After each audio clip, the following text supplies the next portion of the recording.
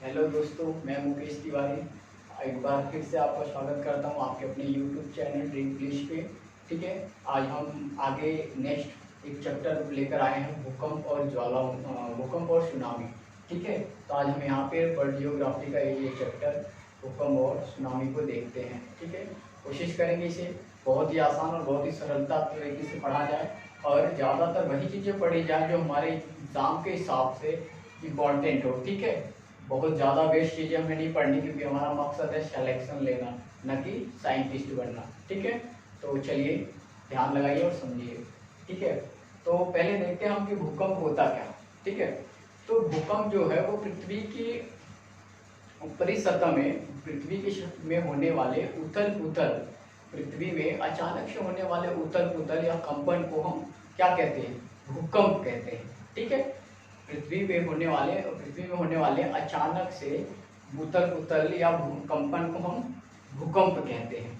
ठीक है, देखिए अब देखते हैं कि ये भूकंप आता क्यों, भूकंप आने के क्या कारण है। तो भूकंप आने का जो कारण है वो पहला कारण ये है कि प्लेटों का आप खिसकना या टकराना, ठीक है, या घर्षण। जब ये प्लेट आपस में टकराते हैं, खिसकते हैं, ठीक है, या घर्षण करते हैं, उनकी वजह से आता है। या तो ज्वालामुखी क्रिया के द्वारा, या तो हिमखंड के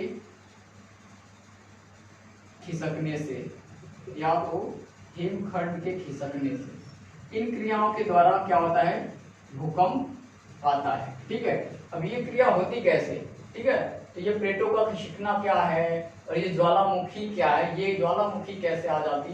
तो ठीक है, तो ये चीज देखते हैं, हम यहाँ पे देखेंगे कि प्लेटों का खिसकना क्या है। ठीक है, तो जो हमारे देखते हैं जैसे हमारी जो पृथ्वी है, इससे 100 किलोमीटर जब हम गहराई में आते हैं तो एक परत है जो कि लिक्विड अवस्था में, और ये लिक्विड अवस्था में जो परत है वो प्लेटों से मिलकर बनी हुई है। ठीक है, ये प्लेटों से मिलकर बनी हुई है कुछ इस तरह, जैसे कि ये प्लेट है और ये प्लेट। ठीक है, ये दोनों प्लेट आपस में एक दूसरे के आसपास ही गति करते रहते हैं, एक ऊपर तो एक नीचे, आपस में एक दूसरे की क्या करते हैं? गति करते हैं। और गति करते करते एक बार स्थिति ऐसी आती है कि आपस में टकरा जाते हैं तो घर्षण होता है। वो घर्षण की वजह से हमें क्या होता है? भूकंप की अनुभूति। तो इनको हम रूपांतर प्रक्रिया भी बोलते हैं। ठीक है, ये हम इनको रूपांतर प्रक्रिया भी बोलते हैं, और ये प्लेट टेक्टोनिक थ्योरी के थ्रू आता है। और जो प्लेट टेक्टोनिक थ्योरी है वो प्लेट टेक्टोनिक थ्योरी जो है, ठीक है, जो प्लेट टेक्टोनिक थ्योरी है इसको वेगनर ने दिया, जर्मन वैज्ञानिक वेगनर, जो प्लेट टेक्टोनिक थ्योरी है इसे जर्मन वैज्ञानिक वेगनर ने दिया था। और उसी के थ्रू हम लोगों ने ये मतलब हम इसको समझने की कोशिश करेंगे कि भूकंप आता क्यों। ठीक है, या एक प्रक्रिया ऐसे भी होती है जब दो प्लेट एक दूसरे के विपरीत हो, इसको हम कहते हैं अपसारिक प्रक्रिया। ठीक है, और इस स्थिति में हमें क्या मिलता है? ज्वालामुखी। इस स्थिति में ज्वालामुखी की उत्पत्ति होती है। ठीक है, तो हमने यहाँ देखा था ज्वालामुखी, तो इसी वजह से ज्वालामुखी आती है, और ज्वालामुखी की वजह से भी भूकंप उत्पन्न होता है। ठीक है, और एक प्रक्रिया ये होती है जिसमें क्या होता है कि एक बड़े घनत्व का प्लेट और एक छोटे घनत्व का प्लेट होता है। बड़े घनत्व का प्लेट अधिक घनत्व के कारण वो नीचे को विक्षेपित होता है, तो क्या होता है? छोटे घनत्व का प्लेट उस पर चढ़ जाता है, और चढ़ जाता है तो वो कुछ इस प्रकार से स्थिति बनती है। ठीक है, उनके एक दूसरे पे चढ़ जाने तो कुछ ऊपर को खींच करते हैं। इस प्रक्रिया से ही तो हमारा पर्वत निर्माण होता है, इसी प्रक्रिया से हमारा पर्वत निर्माण होता है। जैसे हमारा हिमालय हो गया, ये हमारे निर्माण के ये इसी प्रक्रिया से होंगे। इसी का वजह है कि कभी कभी देखते हैं आप लोग हिमालय में जल्दी भूकंप के झटके महसूस हुए थे, या हिमालय से सटे जो भारतीय राज्य उनसे जल्दी भूकंप क्यों महसूस हुआ? क्योंकि वो दो प्लेटों के किनारों पे हैं, और जैसे ये दोनों प्लेट ऊपर है और एक दूसरे से थोड़ा सा भी ऊपर नीचे खिसकेंगे तो भूकंप की क्रिया महसूस होती है। ठीक है, आइए अब हमने ये देख लिया, नोट कर लीजिएगा इसे। अब हम यहाँ पे देखते हैं कि पृथ्वी के जहां पर भूकंप उत्पन्न होता है, ठीक है, जहां पर भूकंप उत्पन्न होता है उस स्थान को हम उद्गम केंद्र बोलते हैं। ठीक है, पृथ्वी पर जिस स्थान पे भूकंप उत्पन्न होता है, ठीक है, सबसे जहां पे भूकंप उत्पन्न होता है उसे हम उद्गम केंद्र या कह लीजिए कि उद्गम केंद्र कहते हैं, या मूल बिंदु कहते हैं, या इंग्लिश में फोकस भी कहते हैं। ठीक है, उद्गम केंद्र या मूल केंद्र कहते हैं, या तो इंग्लिश में फोकस भी कहते हैं, जहां पे भूकंप उत्पन्न होता है। और जहां पे भूकंप सबसे पहली बार हमें महसूस होता है, पृथ्वी की जिस सतह पर हमें भूकंप सबसे पहली बार महसूस होता है उसे हम अधिकेंद्र कहते हैं, उसे हम अधिकेंद्र कहते हैं, या इसे इंग्लिश में एपी सेंटर भी कहते हैं। ठीक है, इसे इंग्लिश में एपी सेंटर कहते हैं। ठीक है, तो कभी कभी क्वेश्चन ऐसे पूछ लेता कि जहां पे पृथ्वी का सबसे पहले भूकंप का पृथ्वी जिस सतह भूकंप सबसे पहले महसूस होता है उसे क्या कहते हैं, तो उसे एपी सेंटर कहते हैं। ठीक है, और जबसे जहां उत्पन्न होता है उसे उद्गम केंद्र या फोकस या मूल केंद्र भी कह देते हैं। ठीक है, कहते हैं। अब एक चीज और ध्यान दीजिएगा कि जो ये एपी सेंटर है ये इसके ठीक ऊपर 90 डिग्री पे ही होता है, ये इसके ठीक ऊपर होता है, 90 डिग्री पे होता है, मतलब एकदम लंबवत, एकदम जो उत्पत्ति जो पृथ्वी की जो सतह जहाँ पे सबसे पहले महसूस होता है और जहाँ पे उत्पन्न होता है पहले, वो एकदम ठीक उसके आमने सामने एकदम ऊपर ही होता है। तो कभी कभी ऐसे पूछ भी देता है क्वेश्चन में, तो हम कर सकते हैं कि किस एंगल में वो उत्पन्न होता है, तो हम बता सकते हैं 90 डिग्री के एंगल। ठीक है, तो यहाँ पे ये उत्पन्न होता है। जब उत्पन्न होता है तो जब एक चीज नोट करिए कि जब भूकंप आने से पहले वायुमंडल में, जब भूकंप आता है, भूकंप आने से पहले वायुमंडल में रेडान गैसों की मात्रा में अचानक से वृद्धि होने लगती है। ठीक है, ये क्वेश्चन पूछता है कि जब भूकंप आने से पहले वायुमंडल कौन सी गैसों में वृद्धि होती है, तो वायुमंडल में रेडान गैसों की वृद्धि होने लगती है। रेडान गैसों की मात्रा में अचानक से क्या होती है, वृद्धि होने लगती है, रेडान गैस, ये याद रखना।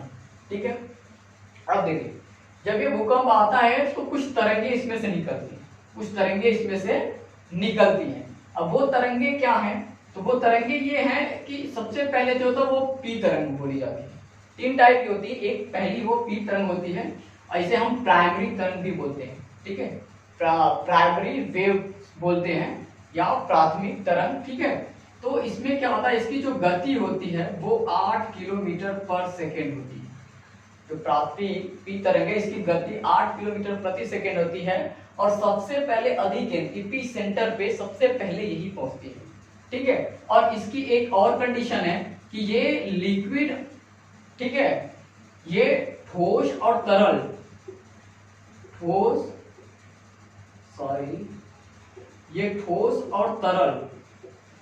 दोनों अवस्था में गति कर सकती है। ये ठोस और तरल दोनों अवस्था से गति करते हुए सबसे पहले एपी सेंटर पे ये पहुंचती है। ठीक है, और इसकी गति 8 किलोमीटर पर सेकेंड होती है। ठीक है, आया बात समझ। और दूसरी जो तरंग होती है वो उसे हम एस तरंग बोलते हैं। जो एस तरंग है ये क्या है, एस तरंग, इसे हम सेकेंडरी तरंग भी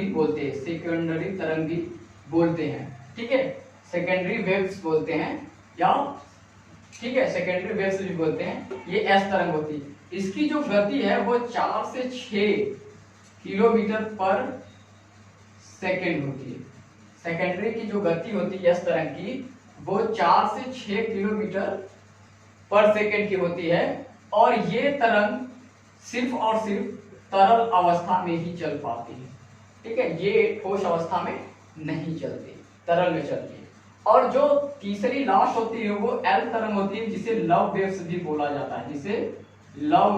बोला जाता है। ये सबसे स्लो, सबसे लास्ट में पहुंचती है, और इसकी गति 1.5 से 1.5 से 3 किलोमीटर पर सेकेंड होती है। इसकी गति जो है 1.5 से 3 किलोमीटर पर सेकेंड होती है। सबसे लास्ट में यही एपिसेंटर पे पहुंचती है, लेकिन अपनी स्लो गति के कारण ये सबसे विनाशकारी भी बोली जाती है। ठीक है, तो एग्जाम में क्वेश्चन पूछ सकता है और पूछा भी है कि सबसे विनाशकारी कौन, भूकंप आने के दौरान निकलने वाली तरंगों में सबसे विनाशकारी कौन सी तरंग होती है? LSP। आप ऑप्शन मार सकते हैं L तरंग। ठीक है, और तो L तरंग को और किस नाम से जानते हैं? तो लव वेव्स, ऐसा भी क्वेश्चन पूछा गया है। ठीक है, ये हो गया हमारा तरंगों से क्वेश्चन बनने का तरीका। अब हमारे जो क्वेश्चन है बनते हैं कुछ ऐसे, जो भूकंप को का जो अध्ययन है, भूकंप के अध्ययन को हम सिस्मोलॉजी कहते हैं। भूकंप के अध्ययन को हम सिस्मोलॉजी कहते हैं। ठीक है, और भूकंप की तीव्रता को जिससे हम नापते हैं, भूकंप की तीव्रता मतलब जो भूकंप आता है तो हम लोग देखते हैं तो कहते हैं ना कि 4.6 का था या 5 के स्पीड से था, ऐसा था, तो उसको हम कहते हैं भूकंप तीव्रता। तो उसको हम रिक्टर स्केल से नापते हैं, उसको हम रिक्टर स्केल से मापते हैं। ये क्वेश्चन तो हमेशा पूछता है भूकंप तीव्रता किससे नापते हैं? रिक्टर स्केल या मर्केली स्केल भी कहते हैं। ठीक है, रिक्टर या मर्केली स्केल कह देते हैं। ठीक है, इससे नापते हैं। या भूकंप को हम किससे नापते हैं? तो भूकंप को हम नापते हैं सिस्मोग्राफ से, सिस्मोग्राफ द्वारा। भूकंप को किसके द्वारा नापा जाता है? भूकंप को सिस्मोग्राफ के द्वारा नापा जाता है। भूकंप की तीव्रता को रिक्टर स्केल से और भूकंप के अध्ययन को सिस्मोलॉजी कहते हैं। इन तीनों में से एक क्वेश्चन बनता ही बनता है, इनमें से कुछ क्वेश्चन बनेगा। और ये तो आप लोगों को मैंने बता ही दिया, भूकंप आने के कारण क्या है, प्लेटों का आपस में टकराना, खिसकना, या ज्वालामुखी क्रिया, या हिमखंड जो होते हैं उनका फिसल जाना, और भी होते हैं जैसे नाभिकीय विकिरण, जब हम नाभिकीय क्या कहते हैं परमाणु वगैरह परीक्षण वगैरह होते हैं उस टाइम भी ऐसा महसूस होता है। या ट्रेन जब सुरंग से गुजरती है तब भी कंपन होता है, वो भी स्थिति एक भूकंप की होती है, लेकिन बहुत महत्वपूर्ण। या बड़ी बड़ी सड़कों को जब तोड़ा जाता है, बड़ी बड़ी बिल्डिंगों को तोड़ा जाता है बम, तब भी कंपन महसूस होता है, उसे भी एक प्रकार भूकंप भी कहते हैं। वो अप्राकृतिक में आते हैं। ठीक है, लेकिन सबसे ज्यादा जो खतरनाक होते हैं वो प्राकृतिक तौर से ही आते हैं।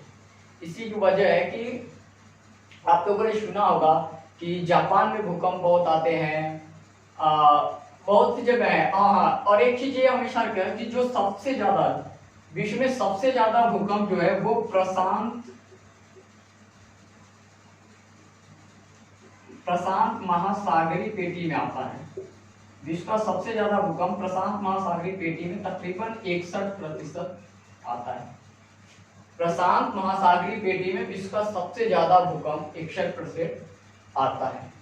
ठीक है, तो ये भी कभी कभी क्वेश्चन पूछ सकता है कि सबसे ज्यादा भूकंप कहाँ आता है? महासागरीय पेटी में, प्रशांत महासागरीय पेटी में।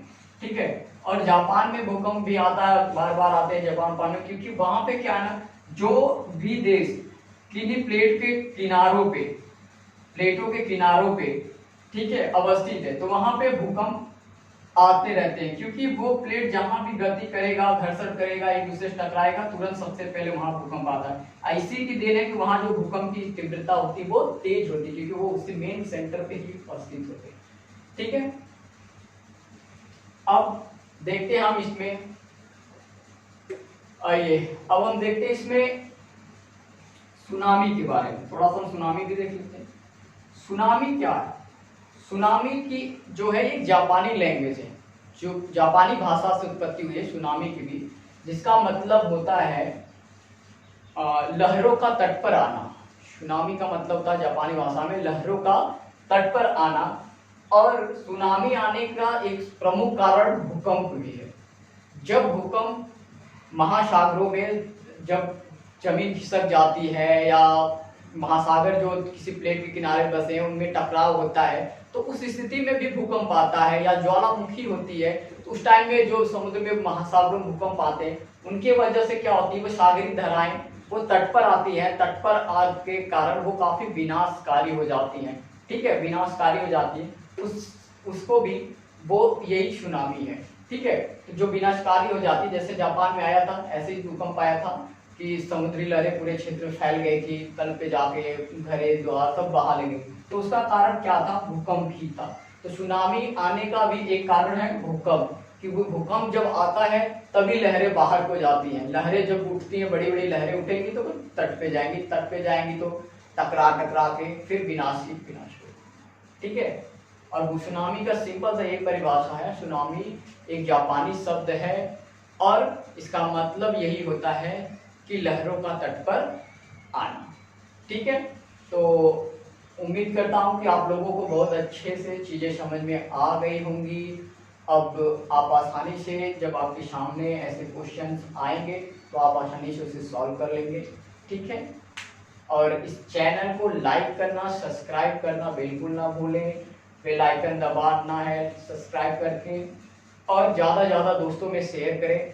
अब ज़्यादा ज़्यादा शेयर करेंगे, लाइक करेंगे तो हमारा आत्मविश्वास बढ़ेगा और हम और अच्छे से आपको बहुत प्रोत्साहन मिलता, अच्छे से आपको चीज़ों को हम पढ़ाएंगे। ठीक है, और हमारा हमेशा ये प्रयास रहेगा कि चीज़ों को ऐसे पढ़ाया जाए कि आपको समझ में आए, ना कि रटना पड़े। आप यहाँ पे ध्यान से देखें और आपका 90% तो यही क्लियर हो जाए। एक बार आप फिर से उसको रिवीजन कर ले, आपको क्लियर हो जाए, आपको रटने की जरूरत ना पड़े। ठीक है, धन्यवाद।